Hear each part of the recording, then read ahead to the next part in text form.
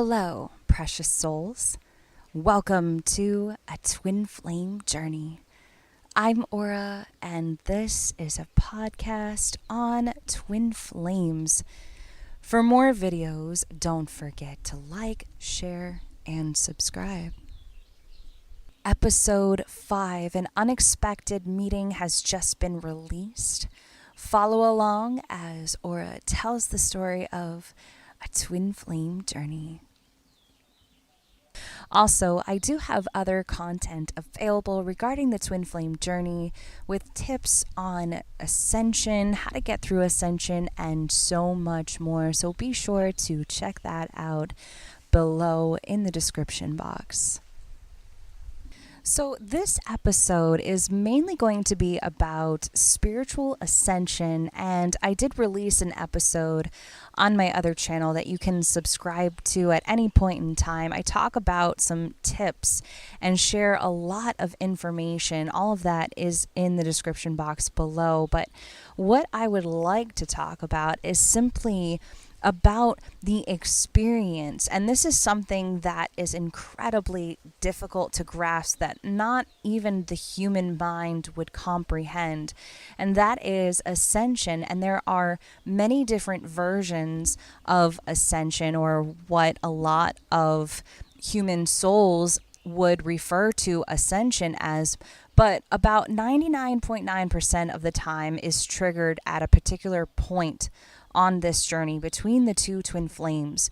And one twin flame will experience a great loss. And this can be anything from the loss of a loved one transitions, loss of a career, loss of a home even. And sometimes all three of these things can occur. But it is important to understand that as a spiritual twin flame, there are many instances in which this part of your journey is necessary. And it does get to a point on the spiritual twin flame side where they face energies that are lower vibrational. And if you are ascending, it gets to a point where you basically have had enough of the lower frequencies. Being anywhere near these frequencies is just like dragging you through the mud, no goggles on, everything is a disaster, nothing is organized. So it is incredibly difficult to push forward on your journey if you are being dragged through the mud, kind of like that, which is a reference that I kind of like to use in this instance. But this unfortunately does have to occur in order for the spiritual twin flame to thrive spiritually, and not just reuniting with a physical individual, because it never really is about reuniting in the physical with your twin flame. It's about who you are in this lifetime. And don't confuse your process with your twin flames process, because their process is not really the same, but it is the same. And I say this because they do awaken, but not at the same pace or even when you are wanting them to awaken. So as you're sitting there, I've gone through this, but I'm ready to reunite with my twin flame. And, why aren't they talking to me? Why aren't they messaging me? And your girl Aura is going to say, and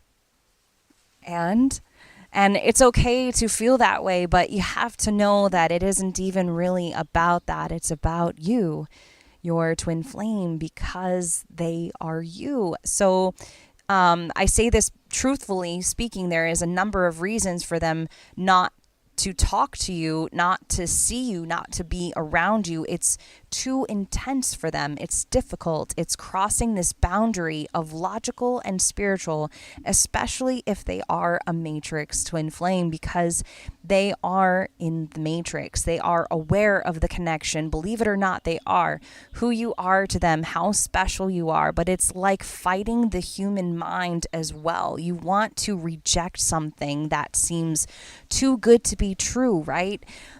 But speaking of which, the spiritual twin flame is also the runner as well at some point in time, which I will cover as well. But it looks too good to be true, so you allow your egoistical self to get involved, to reject something that is actually good for you. because we are so used to things not working out. There's a lot of times where we are conditioned. We are conditioned as human beings to believe that not everything is going to work out in its favor. It's not going, it's not going to work out. But it looks good in the beginning and it looks really good. We could work this out. It could be very happy, but we see a lot of relationships split up, or a lot of business partners split up. And I'm not saying that twin flames cannot be romantically involved as well. There's a lot of romanticism involved with the twin flame concept, but a lot of the times they basically turned into business partners as well, and they do thrive in that general area. But as human beings, going back to what I was saying before, as human beings, we are conditioned to say no to things that just look too good to be true. All of a sudden we see something that looks good and it has good written all over it. So I'm just going to say, bye, see ya, have a good one. But in reality, it was actually really meant for you. And everybody says this journey is so difficult. Yes, it can be. It most certainly is. It can be excruciating if you aren't quote unquote prepared, but your soul was prepared for this. Your soul chose the body, the sex of the body, the health issues, the parents, who the parents were going to be. Lots of things were predetermined prior to entering into the physical, of course. And if you saw my post about what can occur during ascension, you can understand that detrimental events occur to shift this connection. And it's to shift the energy in this connection, but also for the greater good. So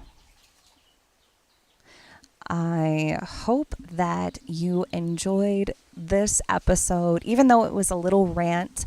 And also, all of the sounds in the background are incredibly natural. Sitting here recording outside, so I hope you enjoyed this episode. Until next time, I'm Aura, and this is A Twin Flame Journey.